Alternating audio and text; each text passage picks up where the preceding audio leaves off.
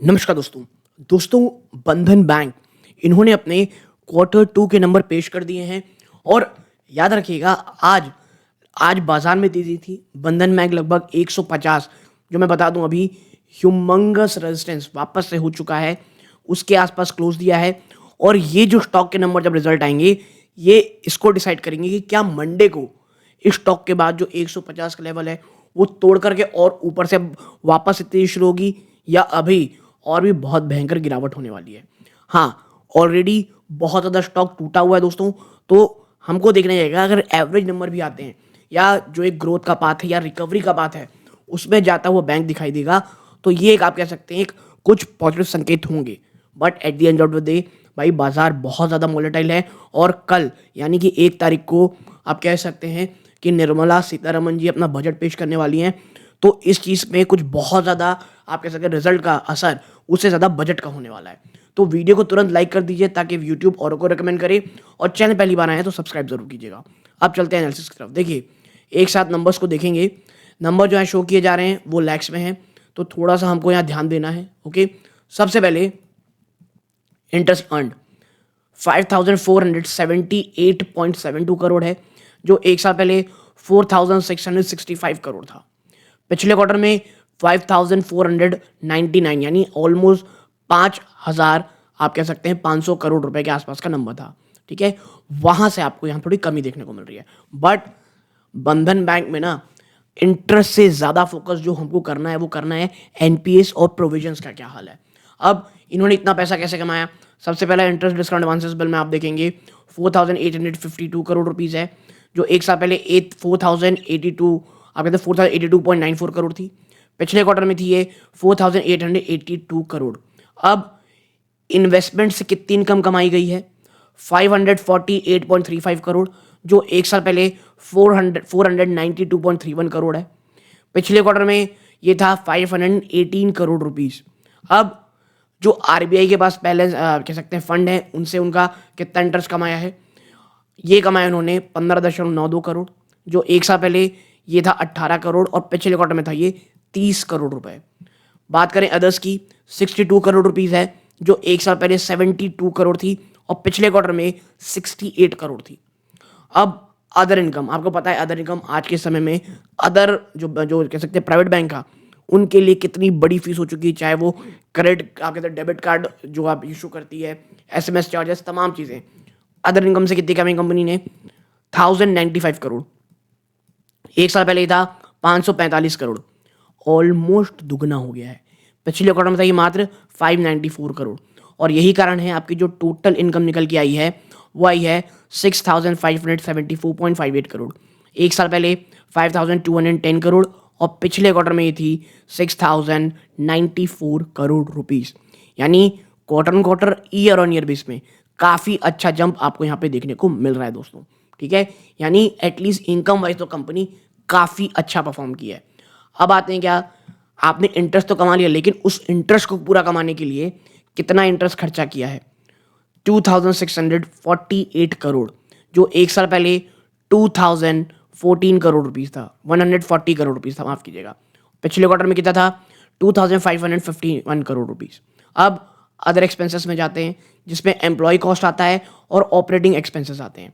तो यहाँ पे आया है 1094 करोड़, 1004 करोड़ रुपीस, माफ किया 1904 करोड़ रुपीस है, जो एक साल पहले 1415 करोड़ था और पिछले क्वार्टर में 1687 करोड़ था। अब इसमें आप कह सकते हैं कि जो ऑपरेटिंग खर्चे आए हैं उसमें ईयर ऑन ईयर जंप है, क्वार्टर ऑन क्वार्टर में भी जंप है, लेकिन इस प्रकार की नहीं है जो बहुत ज़्यादा डरा दे। ठीक है, अभी देखिए बैंक आगे बढ़ रहा है। मैं पिछले जब एनालिसिस की थी बंधन बैंक के रिजल्ट के बाद, जो कंप्लीट एनालिसिस होती है, वहाँ पे कंपनी कह रही थी हम धीरे धीरे एक्सपेंशन कर रहे हैं, स्पेशली कहाँ पर, जो आप कह सकते हैं वेस्ट ईस्टर्न पार्ट है हमारे यहाँ का। ठीक है, माफ़ कीजिएगा वेस्टर्न पार्ट है, वेस्टर्न पार्ट मतलब गुजरात, महाराष्ट्र, इस प्रकार के एरियाज में। ओके, और अब जब हम यहाँ पे पाते हैं कि टोटल टोटल एक्सपेंडिचर कितना आया है यहाँ पे, तो वो आया है 4553 करोड़, जो एक साल पहले था मात्र 3555 करोड़ और पिछले क्वार्टर में था 4239 करोड़ रुपीस। आप कह सकते हैं कंपनी का यहाँ पर ऑपरेटिंग प्रॉफिट जो प्रोविजन और कंटेंजेंसी से पहले का है ना, अभी हमने प्रोविजन और सबको ऐड नहीं किया है, आपने 2021 करोड़ रुपीस कमाए हैं, जो एक साल पहले किया था 1655 करोड़ और पिछले क्वार्टर में था 1855 करोड़, यानी प्रोविजन कंटेंजेंसी से पहले शानदार प्रॉफिट कंपनी दिखा रही है। तो ओनली अगर आप ऑपरेटिंग में जाएंगे, कंपनी का ये नंबर बहुत शानदार है बंधन बैंक का। बट आते वहीं जो एक सबसे बड़ा डर है सबका, वो है प्रोविजंस और कंटेंजेंसीज। यहाँ पर 1376 करोड़ रुपीस है। जी हाँ, लाख में 2 पॉइंट इधर कर लीजिए, 1376 करोड़ रुपीस है। एक साल पहले कितनी है 684 करोड़ और पिछले क्वार्टर में थी ये मात्र 606 करोड़ रुपए, यानी पिछले क्वार्टर से दुगना से भी बड़ा प्रोविजन करना पड़ रहा है। और ईयर ऑन ईयर तो है ही स्थिति खराब, और यही कारण है कि जब आप प्रोविजंस और आप कह सकते हैं profit from ordinary activities before tax देखते हैं, जहां आप इतने शानदार प्रॉफिट दिखा रहे थे, वो घट करके हो गए हैं 645 करोड़, जो पिछले क्वार्टर में थे 1248 करोड़, आधे रह गए हैं। पिछले साल कितना था 971 करोड़, यानी लगातार प्रोविजन कंपनी को खराब कर रही है। ठीक है, लेकिन देखिए ये कहीं ना कहीं ऑलरेडी प्राइजन था। ठीक है, लेकिन हाँ, बंधन बैंक क्यों नहीं चल रहा था, क्योंकि हर कोई पूछ रहा था कि बंधन बैंक के रिजल्ट तो अच्छे थे, उसके बावजूद ये बहुत ज़्यादा भाग क्यों नहीं रहा था। शायद कहीं ना कहीं बाजार को इसकी भनक रही होगी। ठीक है, और जब टैक्स के बाद आप प्रॉफिट फॉर द पीरियड में आते हो, आप देखें यहाँ पे 426 करोड़ रुपीस, जो एक साल पहले था 732 करोड़, पिछले क्वार्टर में कितना था 937 करोड़ रुपीस। प्रॉफिट पूरा गायब होता दिखाई दे रहा है। ठीक है, अब हम नीचे आते हैं और एनालिटिकल रेशियोज में नजर डालते हैं। सबसे पहले कैपिटल एडिक्वेसी रेशियो 14.54 है, जो एटलीस्ट क्वार्टर ऑन क्वार्टर बढ़ी है, जो कि एक अच्छा है। ईयर ऑन ईयर एक बड़ी गिरावट है। आपकी जो ईपीएस आई है वो आई है मात्र 2 रुपये 65 पैसे, जो पिछले आप कह सकते हैं पिछले क्वार्टर में 5 रुपये 82 पैसे थी। ठीक है, और एक साल पहले तो 4 रुपये 55 पैसे। ईपीएस लगातार गायब, लगातार गिरावट होती दिखाई दे रही है, and this is not a good sign. अब एक चीज जो थोड़ी बहुत बचा सकती है कंपनी को, वो है इसका एनपीए। तो भाई साहब एनपीए क्या हालचाल है? ग्रॉस एनपीए देखेंगे 4.68 है, जो साल आप कह सकते क्वार्टर ऑन क्वार्टर में तो ऑलमोस्ट फ्लैट है, ईयर ऑन ईयर में गिरावट है। मैं हमेशा कहता हूँ बैंक्स को हमको क्वार्टर ऑन क्वार्टर ही देखना है, और एनपीए यहाँ पे थोड़े घटे हैं। ठीक है, नेट एनपीए।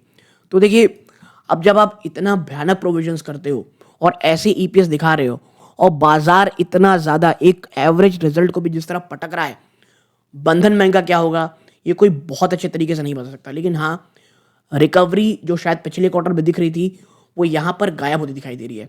एक जो आप कह सकते हैं प्लस पॉइंट जो इस बैंक का भी दिख रहा है, कंपनी कहीं ना कहीं अपने एनपीएस को स्टेबलाइज करने में कामयाब रही है। अब अगर ये बाजार को अच्छा लगेगा तो शायद आपको थोड़ी बहुत तेजी देखने को मिले। अब बात कर लेते हैं क्या सेगमेंट वाइज कितना रहा है नंबर। तो देखिए ट्रेजरी, जहां आपने पिछले साल 569 करोड़ कमाया था, आपने इस साल 583 करोड़ कमाया। आपकी जो रिटेल बैंकिंग है उसमें आपने 5892 करोड़ कमाया है, जो पिछले साल आपने 4467 करोड़ कमाया था, और पिछले क्वार्टर में 5288, यानी रिटेल बैंकिंग में काफ़ी अच्छा उछाल है, चाहे क्वार्टर ऑन क्वार्टर हो, ईयर ऑन ईयर भी काफ़ी शानदार उछाल है। होलसेल बैंकिंग में देखेंगे तो 577 करोड़ कमाया आपने, जो एक साल पहले 405 करोड़ था, और पिछले क्वार्टर में 505 करोड़ था। यानी देखिए ये एक अच्छी चीज़ ये है कि रिटेल और होलसेल बैंकिंग दोनों में ही बिजनेस लगातार ग्रोथ हो रहा है। ठीक है, आप अदर बैंकिंग ऑपरेशंस में देखेंगे तो आपने 94 करोड़ कमाया, जो एक साल पहले 41 करोड़ था। ओके, अब आते हैं, ये तो हो गया रेवेन्यू, इसका असर क्या रहा। तो देखिए आपने ट्रेजरी से कितना कमाया 211 करोड़ रुपए, जो एक साल पहले आपने 152 करोड़ कमाया था। ठीक है, तो ट्रेजरी से काफ़ी अच्छी कमाई हुई है भाई साहब। रिटेल बैंकिंग देखेंगे तो 359 करोड़ आपने कमाया, जो पिछले क्वार्टर में 905 करोड़ था, और एक साल पहले 740 करोड़ रुपीस थी। अब होलसेल बैंकिंग से आपने 15 करोड़ का लॉस लिया है, जो एक साल पहले 41 करोड़ का प्रॉफिट था, और पिछले क्वार्टर में 13.5 करोड़ का प्रॉफिट था। यानी रिटेल बैंकिंग में इतनी शानदार जंप होने के बावजूद इस प्रकार का आना प्रॉफिट मात्र, वो इस प्रकार का परिचय है क्या कि भाई रिटेल में स्ट्रेस बहुत ज़्यादा है। जी हाँ, रिटेल में स्ट्रेस बहुत है, और होलसेल बैंकिंग लॉस में आई है। तो इसका जब कंप्लीट एनालिसिस होगा तब समझ में आएगा क्या भाई साहब कि क्या होलसेल बैंकिंग में कहीं ना कहीं कुछ परेशान कर रही है, उनके एनपीएस भी बढ़ रहे हैं, इसका कभी और पता चलेगा। लेकिन हाँ, रिटेल में तो साफ दिख रहा है कि अभी भी प्रेशर जो एनपीएस का है, जो डिफ़ॉल्ट का है, वो हमको देखने को मिल रहा है दोस्तों। तो ओवरऑल अगर आप नंबर्स देखेंगे तो भाई साहब देखिए, नंबर्स मुझे जो रिकवरी का पाथ था वो कहीं ना कहीं वापस से नेगेटिव ज़्यादा दिखाई दे रहा है। एक आप कह सकते हैं पॉजिटिविटी है, वो यही है, एनपीएस कंपनी ने स्टेबलाइज किए हैं। हाँ, बाजार किस तरह लेगा ये बोल पाना बहुत टफ है। स्टॉक ऑलरेडी बहुत बहुत भयानक गिर चुका है, तो बहुत ज़्यादा निगेटिव होना थोड़ी सी आप कह सकते हैं उसका चांसेस कम है। लेकिन भैया, आईडीएफसी फर्स्ट बैंक में गिरावट जिस प्रकार की हुई थी, अच्छी बात ये थी तो वो वापस से थोड़ा बहुत जंप कर लिया। तो क्या होगा ये हमको कल ही पता चलेगा। बजट में क्या निकल के आता है ये भी बहुत ज़्यादा इंपॉर्टेंट होगा ओवरऑल बैंकिंग सेक्टर्स के लिए। तो आप यहाँ तक जुड़े रहे, बहुत बहुत धन्यवाद। ये सूर्यकांत है। जय हिंद।